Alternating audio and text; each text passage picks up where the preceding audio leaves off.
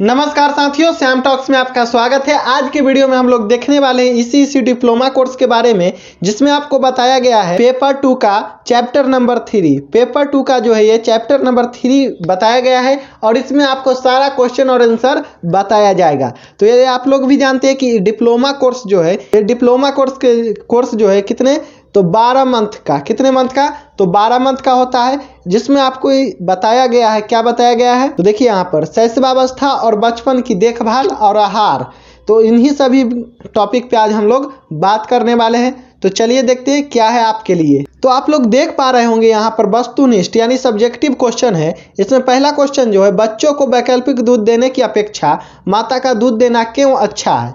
तो देखिए, माता के दूध में पर्याप्त मात्रा में पानी रहता है। इसके अलावा इसमें क्या होता है, तो बच्चों को अलग से पानी देने की आवश्यकता नहीं होती है। माँ के दूध में वे सभी पोषक तत्व रहते हैं जो बच्चों को कुपोषण से बचाता है। इसलिए वैकल्पिक दूध देने से अच्छा है कि बच्चे को क्या दीजिए, तो माता का दूध देना अच्छा माना जाता है। उसके बाद यहाँ पर देख सकते क्वेश्चन, बच्चों को वैकल्पिक दूध पिलाने में किन किन नियमों पर ध्यान रखना चाहिए। तो देखिए, गाय के दूध में शक्कर की मात्रा कम होती है, तो इन सभी नियमों पर ध्यान रखेंगे। तथा प्रोटीन की मात्रा अधिक होती है। वसा की मात्रा गाय के दूध में माता के दूध से तिगुना होता है, यानी कि गाय के दूध अगर देते हैं वैकल्पिक दूध के तौर पर, उसमें क्या होता है, तो ज्यादा मात्रा में रहेगा, क्या वसा की मात्रा क्या होगा, ज्यादा होगा, यानी फैट ज्यादा होगा। इसलिए गाय के दूध को माता के दूध के समान बनाने के लिए तिगुना जल मिलाना पड़ता है। जल मिलाने से शर्करा की मात्रा कम हो जाती है, इसलिए उसमें शर्करा भी मिलाना पड़ता है। शर्करा का मतलब हो गया चीनी, यानी कि आपको चीनी मिलाना पड़ जाता है ताकि वह हल्का मीठा बन जाए। देखिए, यह बनाने के लिए निम्नलिखित तालिका है, जिसे आप लोग देख सकते हैं। देखिए, 450 ग्राम शारीरिक भार के लिए 50 ग्राम दूध, 450 ग्राम शारीरिक भार के लिए 70 ग्राम जल चाहिए। उसके बाद इतना ही ग्राम भार के लिए 1 चम्मच शर्करा रहना चाहिए। ये हो गया आपको वैकल्पिक दूध पिलाने के नियम। इसके आगे देखिए क्वेश्चन क्या है, तो आप लोग 3 नंबर क्वेश्चन देख पा रहे होंगे। यहाँ पर वैकल्पिक दूध को बनाने की विधि का वर्णन कीजिए। फॉर्मूला मिल्क बनाने से पहले अपने हाथों को अच्छे से धो लेना चाहिए और वह जहां बनाया जाएगा उस जगह का साफ सफाई करना भी आवश्यक है।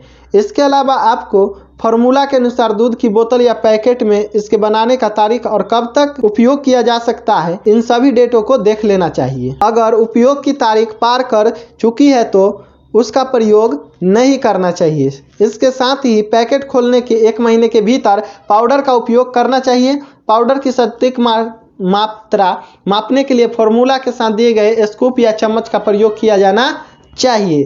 तो ये आपको हो गया वैकल्पिक दूध बनाने का तरीका। आप लोग 4 नंबर क्वेश्चन देख सकते हैं, शिशु के दूध की बोतल की विषाणु मुक्त करने के तरीके का वर्णन किया, यानी कि स्टरलाइज कैसे करेंगे। शिशु के जो दूध वाला बोतल होता है उसको स्टरलाइज इस तरह से करना है। देखिए, इसमें आपको क्या करना है, तो उबालना है पानी को, क्या करना है, उबालना है। शिशु के दूध की बोतल यानी कि पानी को उबालना है। यह बोतल को स्टरलाइज करने का सबसे बढ़िया तरीका माना जाता है, बढ़िया तरीका माना जाता है। इसके अलावा आप क्या कर सकते हैं, तो सबसे आसान तरीका भी है, बोतल को उबाल कर कीटाणु रहित करने के लिए इन चरणों का पालन करना चाहिए। सबसे पहले आप जिस बोतल या ढक्कन या निपल को स्टरलाइज करने वाली है, उन्हें साफ करने वाले सामान्य साबुन से धो लीजिए।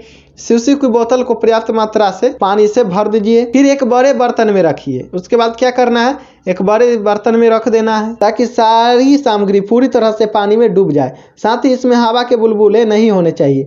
पानी में उबाल आने पर इसे 5 मिनट तक तेज आंच में उबलने दीजिए, फिर गैस बंद कर दे। उसके बाद पानी को प्राकृतिक रूप से ठंडा होने दीजिए। ये नहीं है कि ठंडा पानी लेकर उसमें मिला देंगे, उसको ऐसे ही छोड़ दीजिए, वहाँ स्वयं ठंडा हो जाएगा।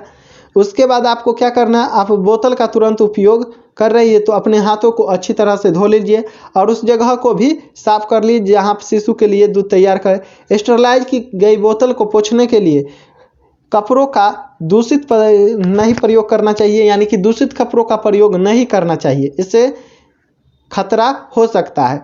टपकते पानी को साफ करने के लिए बोतल को अच्छी तरह से हिला लीजिए।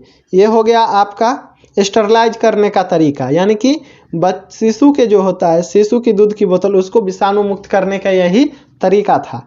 इसके बाद देखिए आप लोग यहाँ पर देख पा रहे होंगे 5 नंबर क्वेश्चन, शिशु के शारीरिक एवं मानसिक विकास के लिए किन विटामिनों की आवश्यकता होती है, वर्णन कीजिए। तो देखिए, विटामिन डी क्या करता है, तो शिशु के शरीर के विकास के लिए कैल्शियम एवं फास्फोरस की आवश्यकता होती है। इनका पोषण विटामिन डी के अभाव में संभव नहीं हो पाता है, इसलिए विटामिन डी उनके लिए बहुत ही ज़्यादा क्या हो जाता है, तो आवश्यक हो जाता है। सूर्य के द्वारा विटामिन डी पर्याप्त मात्रा में प्राप्त हो जाता है, इसलिए सुबह वाला धूप में बच्चे को तेल लगाकर और लेटा देना चाहिए। कहाँ, तो धूप में। इसके अलावा विटामिन ए तथा विटामिन डी से युक्त पदार्थ, यह गाय के माता के दूध के साथ शिशु को विटामिन ए तथा विटामिन डी मिलता रहता है, लेकिन आयु बढ़ने पर यह मात्रा कम पड़ती है, जिससे कि आँखों का रोग हो सकता है। विटामिन डी की कमी से घेंघा रोग हो जाता है। प्रोटीन के लिए अंडे का सफ़ेद भाग दिया जा सकता है, यानी कि आपको क्या करना है, जर्दा वाला भाग नहीं, सफ़ेद भाग है, बच्चों को वो खिला सकते हैं। इसके अलावा आप लोग यहाँ पर देखिए विटामिन सी शिशु के लिए भी बहुत ज़्यादा लाभदायक होता है। यह शिशु के पाचन तंत्र को मजबूत बनाता है। उसके बाद यहाँ लौह युक्त पदार्थ देखिए, तो शरीर में रक्त वृद्धि के लिए लौह युक्त पदार्थ की अधिक आवश्यकता पड़ती है। लौह युक्त पदार्थ जैसे पालक, मूली, गाजर, सेव, अंडा, केला, चुकंदर और शलजम, ये सभी क्या है, तो लौह युक्त पदार्थ है, यानी कि यहाँ आयरन की कमी को क्या कर देता है, तो पूरा करता है। उसके बाद देखिए अन्न युक्त ठोस पदार्थ, जैसे जब शिशु 8-10 माह का हो जाए तो उसे अन्न युक्त आहार देना प्रारंभ कर देना चाहिए, जैसे खिचड़ी देना चाहिए, दलिया, गीला चावल, दाल का पानी, ये सभी क्या है, तो ये सभी प्रमुख है। इसके बाद देखिए अगला क्वेश्चन नंबर 6 आप लोग देख पा रहे होंगे, शिशुओं के आहार तैयार करने एवं खिलाने पिलाने की विधि का वर्णन कीजिए।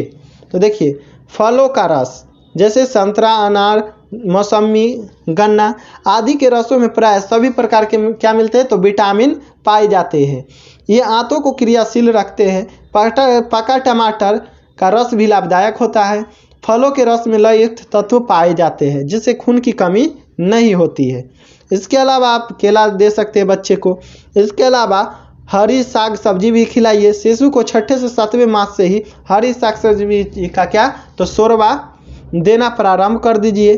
पकी हुई सब्जी मसल कर छान कर बच्चे को देना चाहिए। आलू को क्या किए, तो छान कर दे दीजिए या मसल कर दीजिए।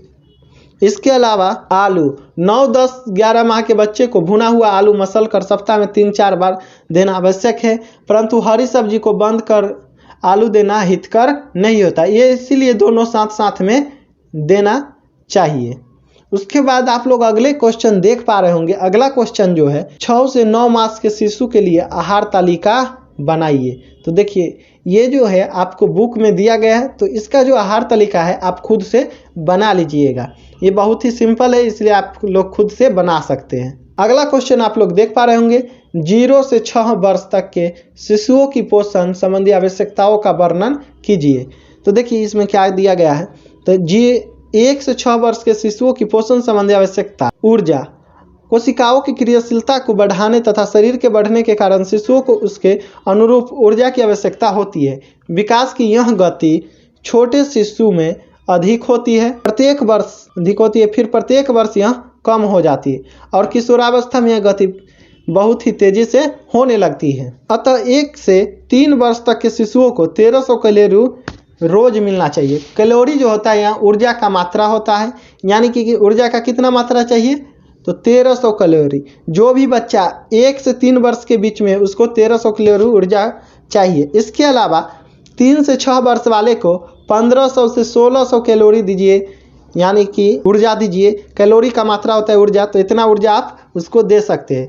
शिशु को पर्याप्त ऊर्जा या शक्ति पहुंच रही है या नहीं, इसका पता शरीर भार से लगाया जा सकता है। अधिक कैलोरी प्राप्त करने के लिए ऐसा भोजन लेना चाहिए जिसमें पोषक तत्व अधिक हो। आगे देखिए प्रोटीन युक्त, यानी कि स्कूल से पूर्व आपको बालकों को आहार में प्रोटीन की भूमिका महत्वपूर्ण होती है, क्योंकि इन्हीं 5 वर्षों में बच्चों का शारीरिक विकास बहुत ही तेजी से होता है।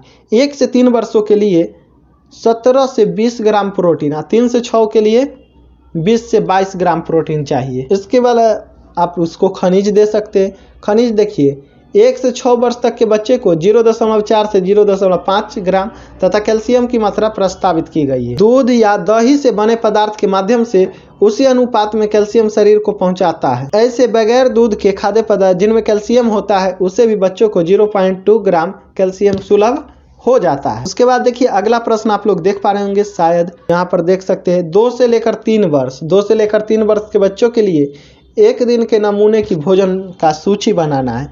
तो ये सूची आप लोग खुद से तैयार कर लीजिएगा, आप लोग खुद से कर सकते हैं, ये पूरा बुक में दिया हुआ है, इसलिए हम इसको नहीं बनाए हैं। अब देखिए 10 नंबर प्रश्न। 10 नंबर प्रश्न में क्या कहा जा रहा है, तो बच्चों में आहार की अच्छी आदतों का होना महत्वपूर्ण है, वर्णन कीजिए।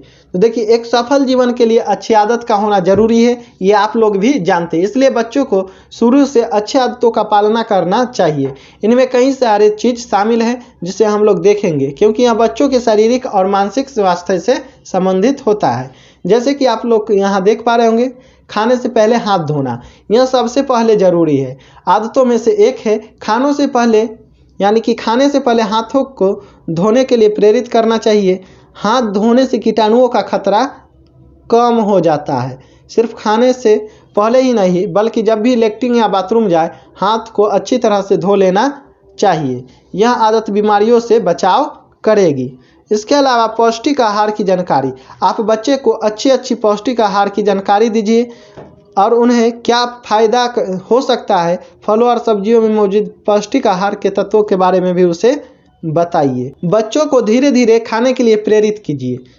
देखा जाता है कि खाना जल्दी खत्म करने के चक्कर में जल्दी बच्चा खाने लगते हैं। ऐसे में उन्हें धीरे धीरे और खाने को अच्छे से चबाकर खाने की सलाह दी जानी चाहिए। साथ ही बच्चे को खाने के लिए पूरा वक्त दे ताकि अपना भोजन अच्छी तरह से ख़त्म कर सके। तो आज के लिए इतना ही था, जिससे आप लोग देख पा रहे होंगे 10 तक क्वेश्चन था। इसके अलावा इसमें अब कुछ नहीं है, बहुत ही सिंपल है यह बुक। आप लोग रेगुलर रहिए क्लास में और हमारा वीडियो रेगुलर रहेगा, तो आप लोग वीडियो में बने रहिए जिससे कि आपका कोर्स कंप्लीट हो सके। तो मिलते हैं नेक्स्ट क्लास में, आज के लिए इतना ही। अगर आप हमारे चैनल पर नए हैं तो चैनल को सब्सक्राइब कीजिए, अगर पुराने हैं तो नोटिफिकेशन बेल आइकन को ऑन रखिए। मिलते हैं नेक्स्ट वीडियो में।